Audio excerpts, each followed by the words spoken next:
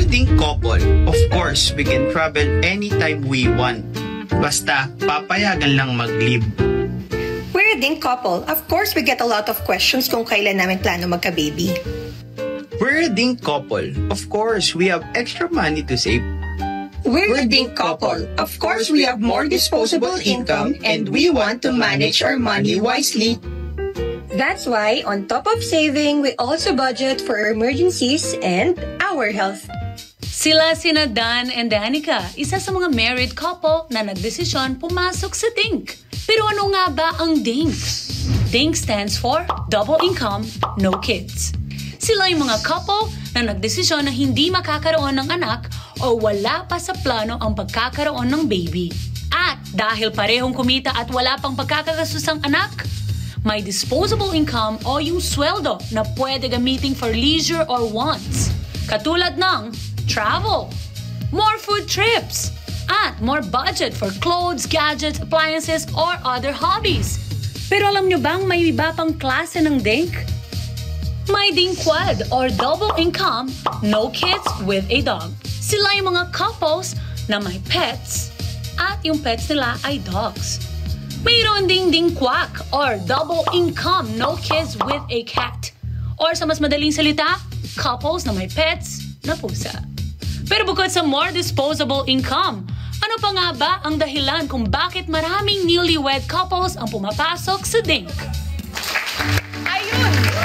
At para mas maintindihan po natin yung mga reasons kung bakit mas marami ng mga couples ngayon ang pinipiling maging DINK o yung Double Income No Kids. Kasama po natin ang 1-year married ng sina Dan at Danica Flaminiano. Sila yung mga nag-share na kanilang mga adventures sa DINK. Welcome to Kada Umaga, Dan and Danica. Oh, Thank you so much. Thank you for having me. Magandang umaga. Congratulations. Kamusta ang buhay mag-asawa ng for 1 year? Okay naman po, masaya naman po. Masaya naman. Ito bang desisyon ninyo na maging DINK kayo? Prior to getting married, napag-usapan nyo na to? Actually po, before we get married po, pinag-usapan po namin talaga na, ayun, maging DINK muna or wag muna mag-anak. Kasi, ayun po, medyo marami pa pong mga plans na gustong i-execute. Such as? Siguro po ma-share lang din po namin kasi we both came from a very protective family, conservative, ayan. So marami pong mga restrictions ang parents namin sa amin. Nung boyfriend-girlfriend stage, 7 p.m. pa lang hinahanap na ako ng mama ko. Hello, ma. 7 p.m. mag-text na yan, hindi ka pa ba uuwi? So parang during that stage, sabi namin, once we get married, pwede na natin gawin to, pwede na tayo mag-travel sa kung saan natin gusto, kahit anong oras, pwede na tayo mag-stay, ganyan. So, yun yung mga excited kaming gawin bago kami kinasal. Kaya when we got married, yun yung mga sabi namin, gawin muna natin to, mas okay na ma-maximize natin yung time muna natin to get together before we go to the next level. Ano yung mga list of priorities ninyo once you got married? Of course, number 1, travel. Yes. Kasi talagang hindi kami nakakaranas Hindi ng kayo overnight. pinahintulutan talaga. Grabe. That's good that you reserved yourselves for those things. And ano po, we really enjoy yung pag-obey namin din sa parents namin. Kasi talagang You wanted to honor them first. Mas parang lagi kami excited sa mga bagay na gusto namin gawin. Naku, dapat kapulutan ng mga kabataan tong mga to. Tapos, when do you want to? Nakikita nyo na ba in the horizon kung kailan kayo magkakaroon ng anak at hindi ba naman kayo pinuputakti naman ng mga tanong ng mga tita, ng mga lola? Sa mga tanong naman po, naririnig po talaga namin siya. Every family reunion, every event, Pasko, New Year, ganyan. Parang kami, gusto namin umiwas nga minsan pumunta eh. Kasi parang, ay, tatanungin na naman tayo. Hindi kayo tatantanan yan. Parang hindi nga kumusta yung une. Yes. Parang, may apo na ba ako? Actually po kasi sa tradition natin dito sa Philippines, di ba, when you get married, dapat kailangan mag-anak agad. Di ba? Kaya, naintindihan naman po namin sila kasi syempre nasa traditional po sila stage na pag nakikita talaga nila kami, kailan nyo ba kami bibigyan ng apo? Kailan ba kami makakakita ng makulit na tumatakbo dito sa harapan ng bahay ninyo or sa loob ng bahay ninyo. Yun Hindi kasi kayo yung napapagod nakasanayan. answering their questions. Actually, How do you answer them each and every time? we take it lightly. Oo. Kasi ano po Paano sinasabi mo, Danica? Daratingin din yun? Opo. Or Actually, ang sinasagot po chill, namin. chill. Yes, Ano ba? wala pa po sa plano namin. Tsaka importante po maging firm kayong mag-asawa eh. Yung, kumbaga, kada tatanungin nila kayo, maayos nyo ring ipapaliwanag sa kanila kung bakit ganito yung naging desisyon nyo as of now. So yung decision nyo talaga is to have quality time for each other. Yes, Yes. quality time. Kasi mukha namang, hindi naman financial ang naging dahilan, which is the reason most people do it. As a matter of fact, sa States nga, parang 43% ng population nila ay talagang nagpupursiging maging ding. Because of financial reasons. Financial reasons. Kasi more financially stable sila, more financially secure. Pero, hindi ba hinahanap-hanap pa ng inyong sarili, yung fulfillment of having children around? Actually, we're not closing our doors for that. Kasi, kumbaga, darating din naman kami sa stage na, ayun, magkakaroon din kami ng anak na bibigay din ni God yun. So, Oo naman. pero as of the moment is, ayun, we want to maximize our potential and time talaga. So, are for you the making meantime. talagang concrete measures para hindi muna kayo magkaanak? Yes po, meron pong mga timeline din po talaga kaming nilatag. Tsaka yung sinabi niyo po na fulfillment, siguro po kasi naging malinaw po sa amin before we got married na kung darating man, dapat fulfilled pa rin kayo as married couple. Kung hindi man, dapat fulfilled pa din. Oo, kasi biro mo, ibibigay mo yung cargo na yun doon sa magiging anak mo o Tama. dapat i-fulfill mo kami. Yes. Kami mga nanay at tatay mo, ha? Opo, Curious lang ako kasi kung link kayo, tas double income nga. So, paano nyo binabudget yung inyong ano? Meron ba yung nakatabi for travel to, eto for something? May ganun ba? Actually po, yung sweldo kasi namin, kino-combine namin. So, yung sweldo ko talaga, binibigay ko sa kanya. bali dalawa po ang sweldo ko. Ayun nga sabi nga niya, Sweldo ko. Ang pera niya. Sweldo ko. Pera ko.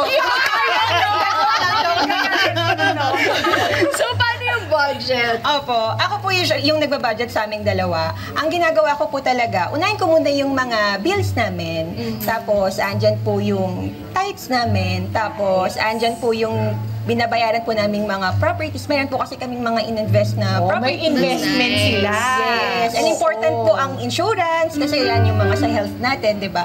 And yun po, for travel and leisure, kasi nga po, mahalaga rin po na mag-spend talaga ng quality time with each other kasi yun po yung magiging foundation din ng marriage nyo eh. Doon nyo po mas nakikilala yung isa't isa.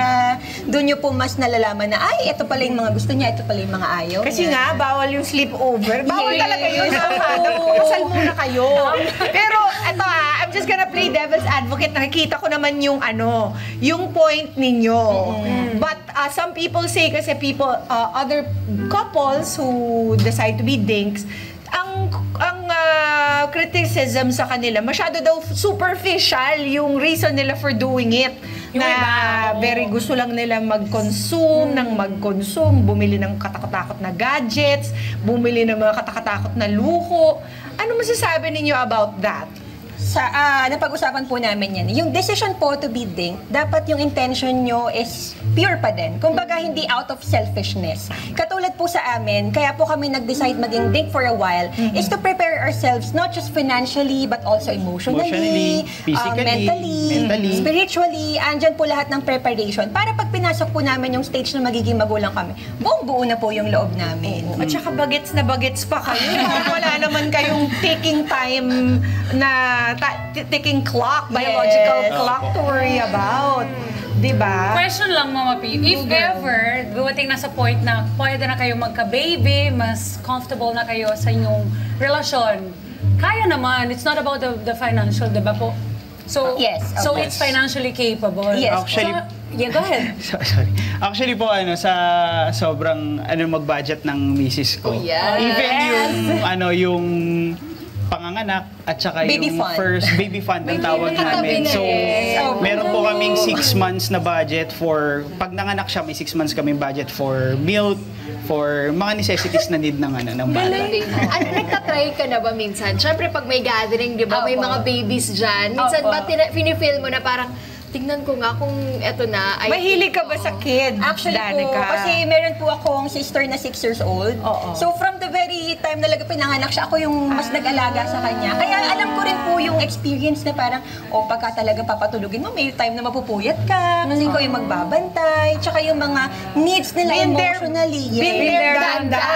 Correct. Eh, samantalang si Dan, hindi pa na binder danda. Ngayon pa lang.